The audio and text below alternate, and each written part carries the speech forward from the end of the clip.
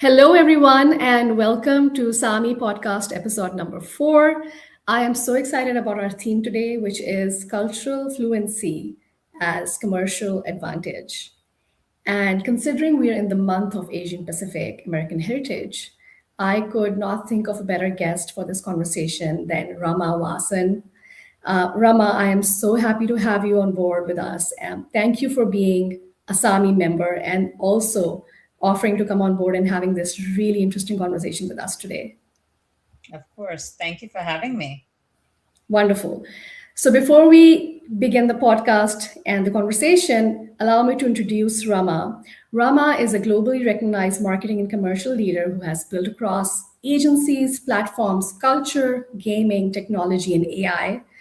Rama's career spans leadership roles in companies like TikTok, Omnicom, Pfizer, where she has helped brands and businesses navigate major shifts in consumer behavior and digital transformation. Rama is also a highly respected keynote speaker and thought leader on the future of culture, technology, AI, and modern leadership. And for me, Rama, what makes your journey especially compelling is not just the scale of your work, but also the ability to consistently build conviction early in spaces the broader market had not fully embraced yet. So today, we're unpacking leadership, reinvention, commercial impact, and identity, which is my favorite, with Rama Vasan. Welcome, Rama, once again. Thank you, Fizza. It's fantastic to be here. Rama, I'm so excited. And with that, I'm really going to jump into our first segment. And to begin, I would really want to first dive into your professional side and looking at the work and legacy that you've built across agency platforms, gaming, culture, and brand building, and now also AI. My first question, Rama, is when you look back across agency platforms, gaming, culture, AI, what is the common thread that is connecting those chapters for you? Well, that was a very, very lovely introduction. Thank you. I appreciate it. I would say that the common thread connecting all the chapters is that I tend to lean in before I know everything. And that's a deliberate choice. Why? Because I'm fundamentally a builder. I get really energized by the early stage of development, of building towards growth. And by that moment, that's not very obvious on the surface to most everyone else.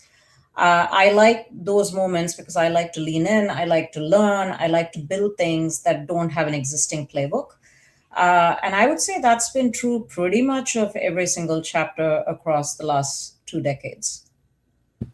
Love it. I think leaning in and building something from scratch, that is where the legacy comes in. And I can see that why now. And I think one of the things which is a recurring theme seems to be, again, building early conviction. You have learned to build credibility around ideas and platforms that people initially may have underestimated. So speak a little bit about how did you build in that, bring in that conviction? Yeah, maybe I'll lead with an example, which is of leaning in before you're ready, right? Uh, I One of my roles, as you mentioned, was at Pfizer, and the role was to lead digital strategy and transformation at Pfizer Consumer. At that point, I had never worked in house before. All my prior experience was agency side. So it was my first experience in house, and by the way, an amazing Fortune 50 company like Pfizer. And the role was new to the company.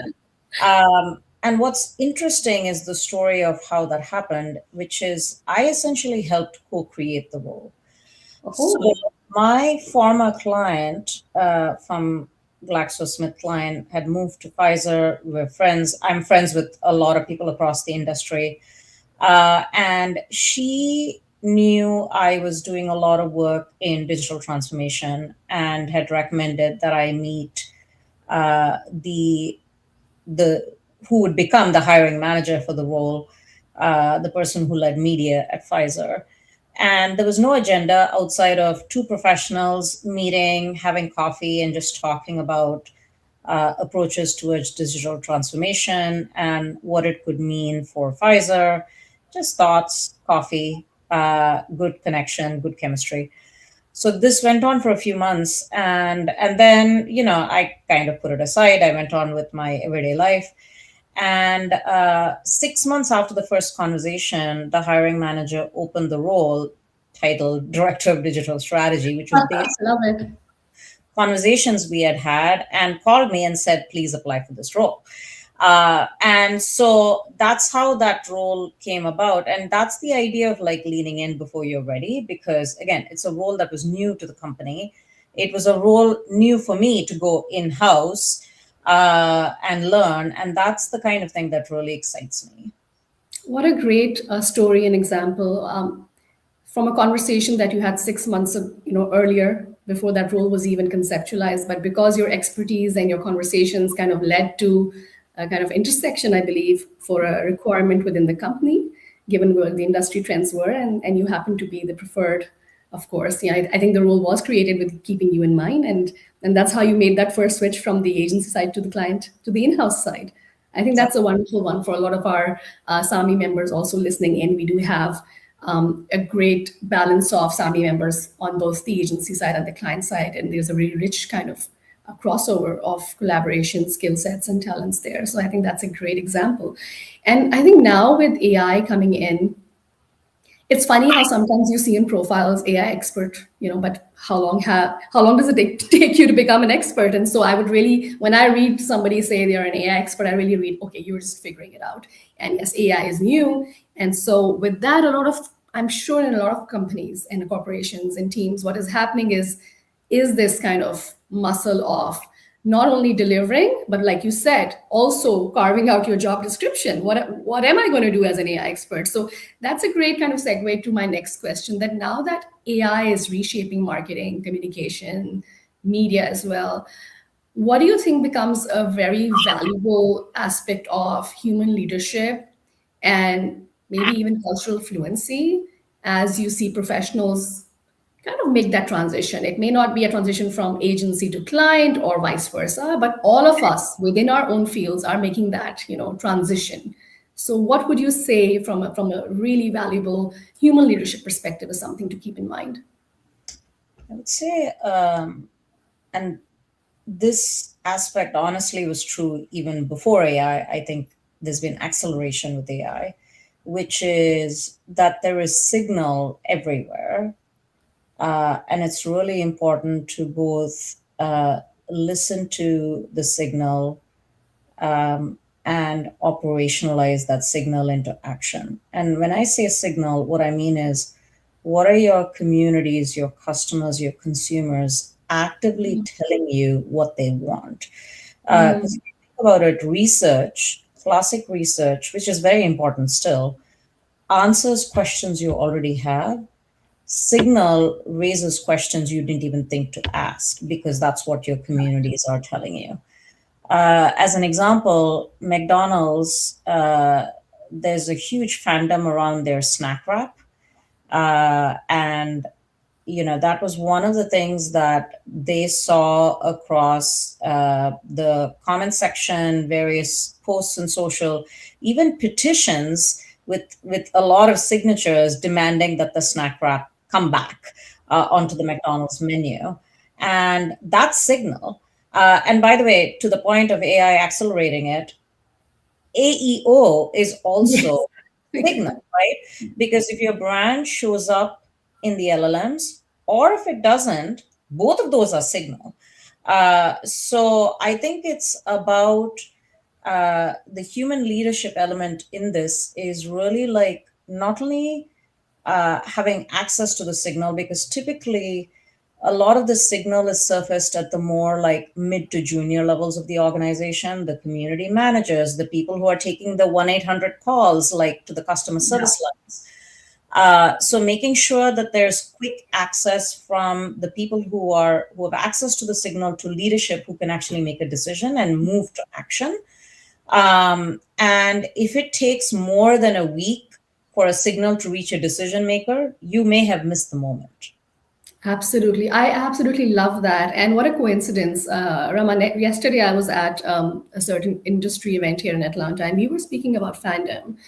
And as one of the panelists, my kind of belief and what I put out there in the room was really that data is everywhere now, data is democratized. But more than just the quant data, the qualitative data of conversations that is sitting in your TikTok feeds, YouTube feeds, on your Reddit threads, that is gold.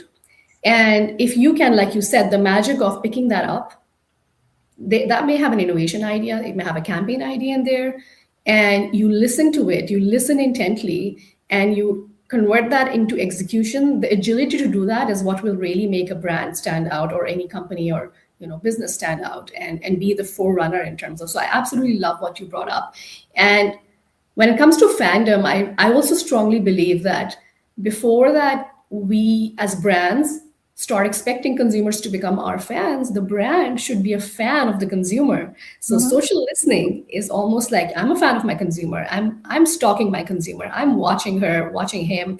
Where are they going? What are they doing? What are the behaviors? And then from there, putting your brand or business hat on and saying, how does that translate into strategy, into innovation pipeline, or a media first execution. So I absolutely love that. And I think that's also that kind of connects me to the next kind of segment of our conversation. I wanted to move a little bit away from only culture or leadership, but also to say, how does cultural fluency become a leadership leverage? And considering that you have had a journey also from India all the way to North America, across industries, across categories, across client and agency side, and that cultural agility, that cultural fluency, how do you think that becomes a leadership leverage, or really a commercial advantage? If you could speak to that. Sure. I think we live in a world where literally there is infinite content. Yeah. AI has made that possible, right? And so if you think about it, content is infinite, Mm. signals are everywhere, not just in the comment section, although that is certainly gold, but like, as I mentioned, ratings and reviews, AEO, the Yeah. customer service lines, there's so many places where signals come in. But the systems to operationalize those signals and translate them into action and business impact are scarce. Mm-hmm. And I think a great example of this system in action is Rothy's, the shoe brand. Great shoes, by the way. Um, they have a Mary Jane shoe, which went from number 8 in their sales to number 1. There was no new product innovation, there wasn't a new campaign. What activated was this operationalization of the signal. I was on the panel at CES last year with Jamie Gersh, the CMO of Rothy's at the time. And she talked about how they really leaned into, as a company, into what their communities were already telling them. Uh-huh. So it was a lot of posts, including a Facebook group with several members, like expressing their fandom for the Mary Jane. A creator talked about walking 15,000 steps in Florence in the Mary Janes very comfortably.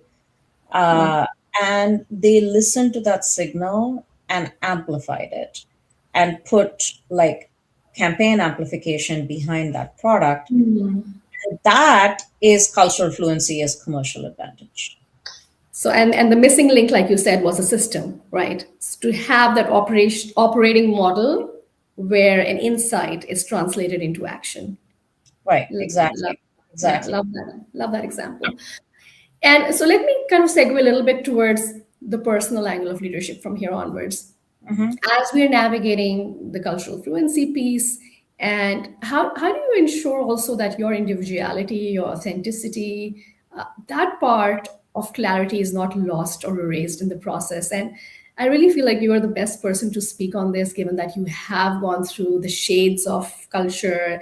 You've kept your own individual identity pretty strong, but you've also kind of made a mark in the corporate culture in North America. And I think a lot of our SAMI members, who are also 80% based in the US, navigating corporate America, and kind of come from different parts of South Asia, right? So I think there's a huge kind of tug of war internally.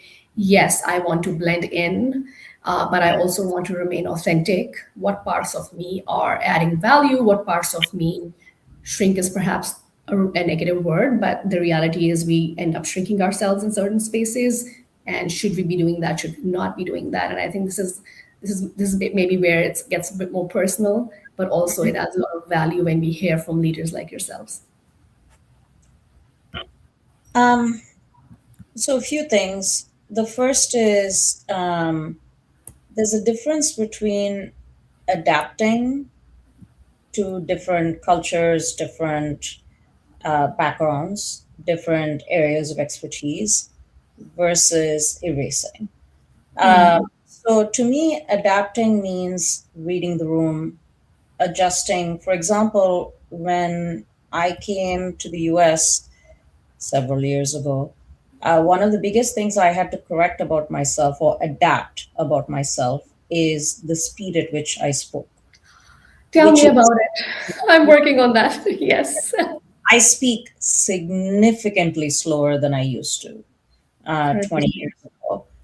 Why? Because when you're speaking to a global audience, and most of my roles have been global, uh, not everybody's first language is English. So you have to think about how are you adapting your intonation, your register, your pace, your approach. So adapting means reading the room and Mm.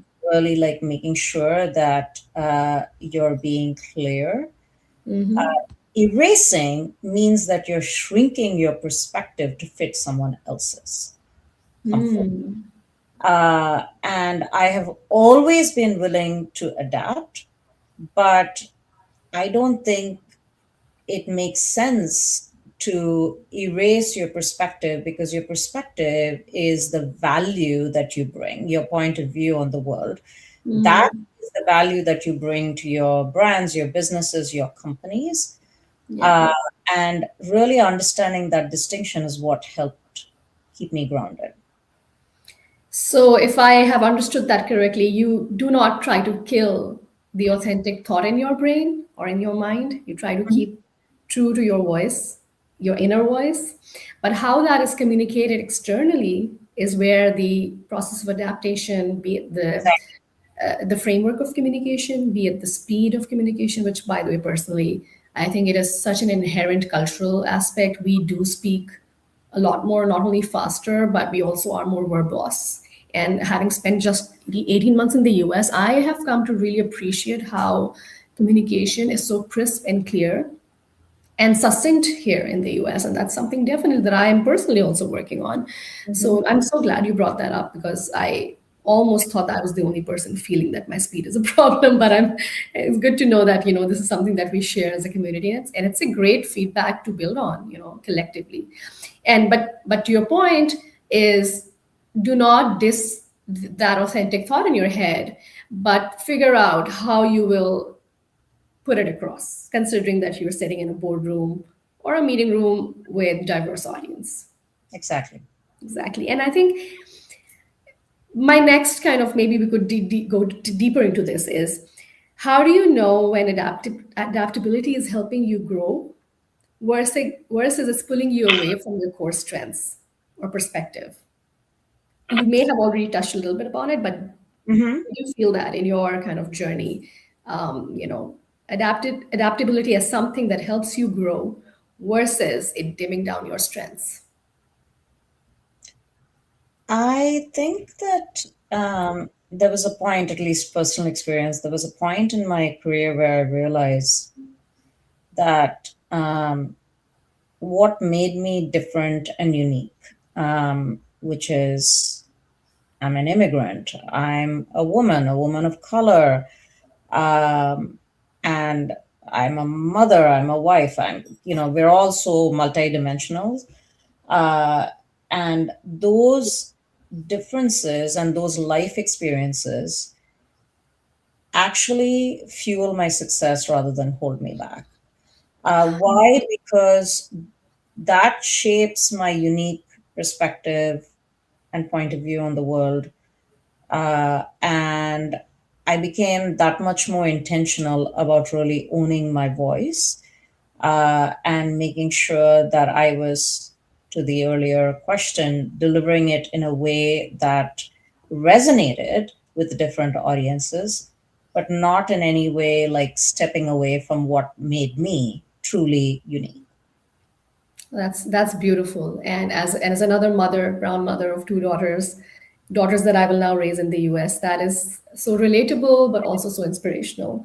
And I just remembered recently you wrote about growing up in India and not attending a US university, and then later, just a couple of weeks ago, you were actually keynoting at Yale. So what did that moment mean to your younger version? You know. I go back to the time where I had just graduated from business school. I have an MBA from Manipal.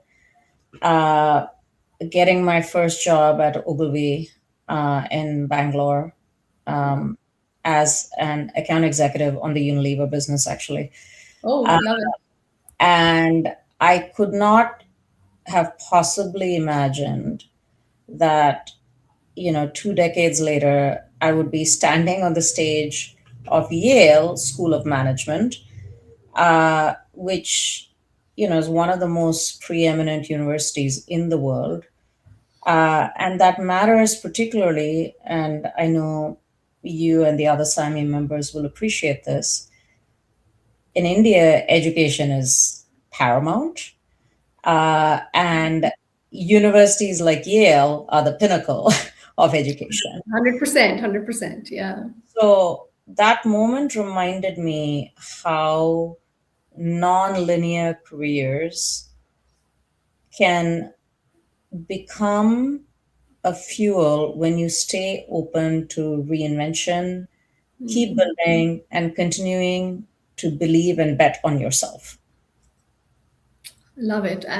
I don't know why this podcast is not only a podcast, but also turning into kind of a session for me personally, because like you spoke about it, I've gone through my earlier career in Pakistan to a South Asia business to Middle East and Turkey business, and now here in the US, where I'm stepping into the next chapter.